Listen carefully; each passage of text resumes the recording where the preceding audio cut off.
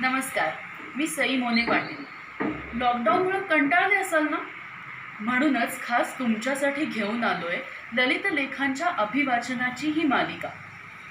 एक उत्तम अभिनेत्री, लेखिका आणि दिग्दर्शिका म्हणून आपल्या सगळ्यांना सुपरिचित असलेली सौ पल्लवी पटवर्धन हिने स्वतःच्या संकल्पनेतून काही ललित लेखांचं लिखाण केलंय. त्याचीच ही मालिका आम्ही तुमच्यासाठी घेऊन आलोय. आपल्यासारख्या रसिक श्रोत्यांचा या मालिकेला भरभरून प्रतिसाद मिळतोय, त्याबद्दल तुमचे खूप खूप आभार. असाच उत्स्फूर्त प्रतिसाद आम्हाला अपेक्षित आहे. तर आज तुमच्यासाठी मी घेऊन आली आहे त्यातल्याच एका लेखाचं अभिवाचन. नाव आहे लिली.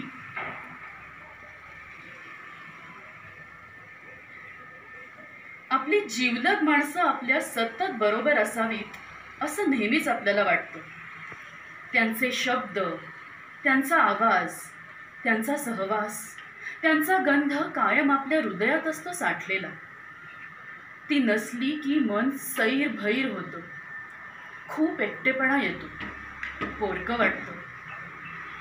मग फक्त आठवणी असतात अनेक वर्ष, पण त्यांनी दिलेली एक एक जिवंत खूण बरोबर असते सतत आपल्या. एक सजीव सुंदर मन आपल्याबरोबर सतत असतं त्यांनी दिलेल्या भेटीतलं. तुम्हाला वाटेल ही काय बोलतीये, तर मी माझ्या प्रिय लिलीबद्दल बोलतीये. गेली 19 वर्ष तुला सांभाळतोय मी. आम्ही स्वतंत्र बिऱ्हाड मांडताना माझ्या सासूबाईंनी दिलेली ही भेट, त्यांची प्राणप्रिय लिली. मला कित्येक वेळा असंच वाटत राहायचं, त्यांनी आम्हाला लिलीची ही कुंडी का दिली असावी. मनात असेच प्रश्न निर्माण व्हायचे. 12 महिने बहरणारं एखादं रोप असतं तर त्याला सतत फुलांचा बहर असतो. ती वेगळा आनंद असते माझ्यासाठी, कारण तिला फक्त पावसाळ्यातच बहर येतो. पण सगळ्यांचं लक्ष वेधून घेत असते ती, तिच्या रंगाने, उमळण्याने. पण इतर महिने तिच्या हिरव्या नाजूक पात्यांचा आनंद आपल्या डोळ्यांना देत असते. ह्यातून तर मी असाच बोध घेतला की चांगल्या गोष्टीची माणसाला वाट पाहावी लागते. तुम्ही सकारात्मक आणि कायम आनंदी राहायचं आणि इतरांना सुद्धा आपल्या असण्याचा आनंद द्यायचा. कारण लिलीच्या फुलांचा बहर यायला 8 महिने वाट पाहावी लागायची. आनंद हा असाच नाही मिळत, तिथे संयमाची गरज असते. आणि त्या उत्कंठेनं, त्या ओढीनं आपलं मन सतत प्रफुल्लित राहतं.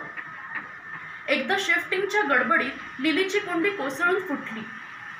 मी फार हताश झाले, पण मुलांनी घरातल्या एका फुटक्या बादलीत पुन्हा तिचं अस्तित्व निर्माण केलं. जसं आमचं घर बदललं तसंच तिचंही. तिच्याबद्दलच्या आमच्या भावना माहीत नसतानाही तिच्याबद्दलचं प्रेम मुलांना कळत होतं. मला जाणवत होतं लिलीच्या रूपात तो म्हणजे माझा नवरा त्याच्या आईला पाहत होता. तिनं दिलेली ही सुंदर आणि जिवंत भेट होती. आज इतक्या वर्षात तुझी किती घरं बदलली, कुंडी, बादली, मडकं, पण तू तशीच आहेस, हसतमुख, तुझ्या रूपानं मोहून टाकणारी. एखादं रोप आपली केवढी मोठी आठवण असू शकते. अशरीर रूपी जीव त्याच्या आठवणीतून अनंत काळासाठी आपल्याला कायम जिव्हाळाच देत असतात. माझी लाडकी लिली एक आंतरिक आनंदाचा बहर.